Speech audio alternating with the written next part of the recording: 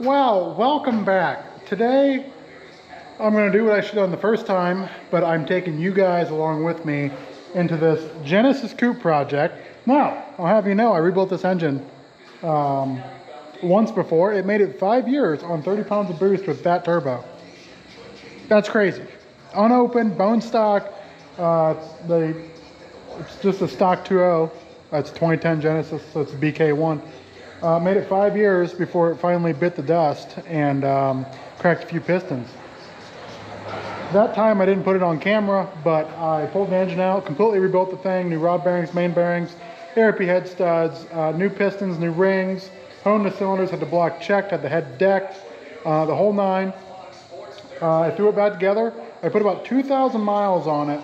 Ran great, ran phenomenal, didn't have any issues, no blow by, no smoke, no nothing. It ran great. Here's the problem, okay? When I put the rings in, okay, I found it very weird that they were all gapped how they were supposed to be. On Wiseco's sheet, they're not Wiseco pistons, but I was just going off of their sheet of what they gap the rings to when you're running 30 plus pounds of boost. And I found it weird that every ring that I had bought was gapped exactly how they were supposed to be. I thought that was awfully strange because normally you have to shave a little off. You know, if you're gonna be running a lot of boost and the engine gets hot, you don't want the rings to touch. Because if the rings touch, that breaks pistons, okay? I knew that. I was like, well, they're already gapped, I guess, from the manufacturer. That never happens. You really gotta, you either gotta shave off some or leave it alone. Well, they were all within spec. So I thought that was weird. Anyway, let's fast forward to the highway pull I did. I did about a 2-minute highway pull because I seen a buddy of mine and I was just gonna let her have it. And I let her have it and it let go again. So I got a misfire, blows a bunch of smoke just like before. It still runs fine. It just has a misfire and smokes excessively. Gosh darn it.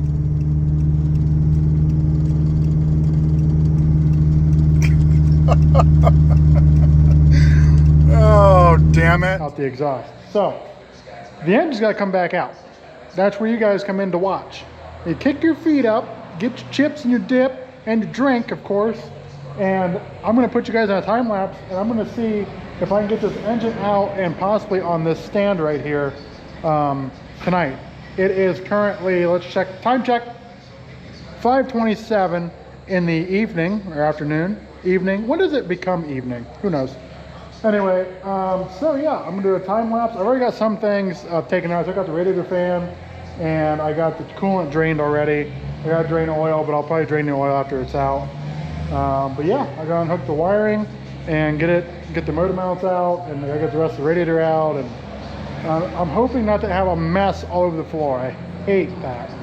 So I did drain the coolant, but I'm sure when I pull that bottom radiator hose off, it's going to just dump everywhere. But all right, I'll put you guys in a time lapse. Let's get to it.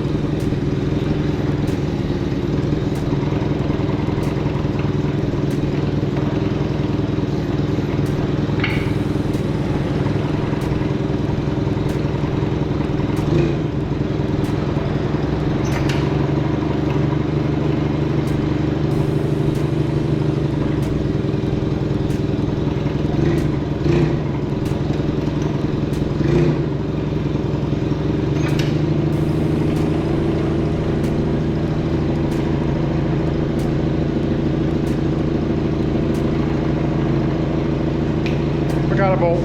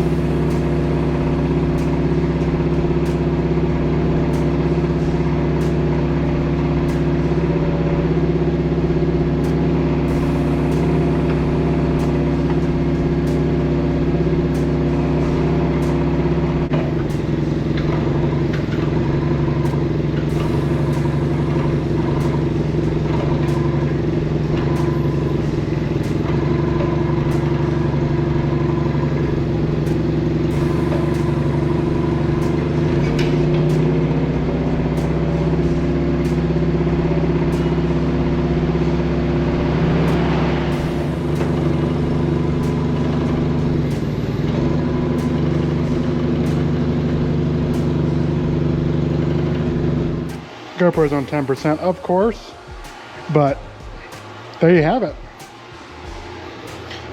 There she is in all of her glory. It's like deja vu. Oh, don't walk onto the forks.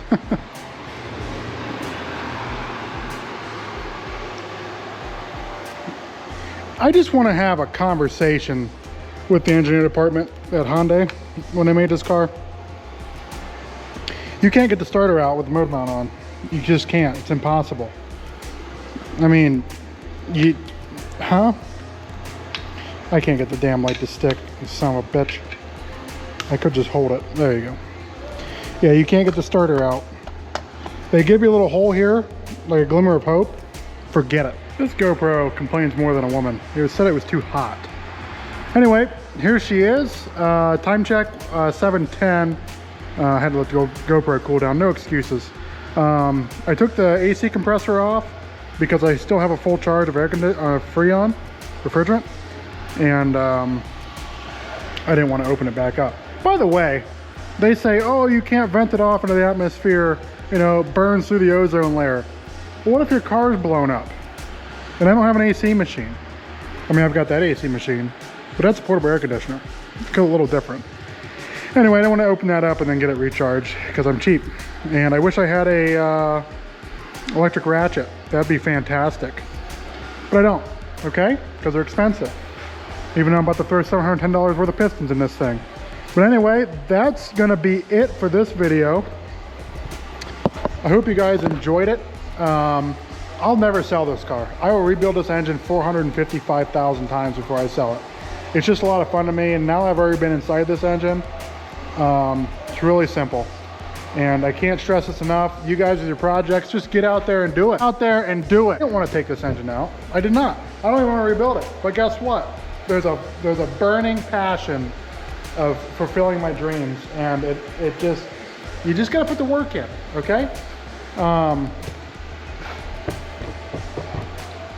So I didn't rebuild it with Wiseco internals or anything like that. I just found some stock pistons I had laying around. I put new rings on them and then gapped the rings, and then the ring gap was wrong. That's my assumption anyway. I got a piston out loose, like I said in the beginning of the video. So we're gonna tear the accessories off, get down the block, pull the head, and pull the pistons and rods out and see what happened. And we can also analyze how the rod bearings did, because they are HCL rod bearings and main bearings. So the tolerance is there. I was a little questionable, but I thought, fine. Loose is fast, right? Anyway, that's going to be it for this video. Hope you guys enjoyed that little time-lapse session. It took me a little bit to get the AC compressor off, because I have not done that in the previous engine pull, because, well, there was no refrigerant in it. So I just took the lines off and pulled everything out together. So I don't have the right bolts to get on the stand. The tranny bolts, bell housing bolts, they're not long enough for the stand ears to go into the back of the bell housing. We're gonna get the clutch off, get the flywheel off, and then we'll put it on the engine stand. But this is where it ends for you guys. We'll pick back up when I start tearing into the old girl. I hope to see you guys in the next one. And look out for part 2 on this Genesis Coupe rebuild.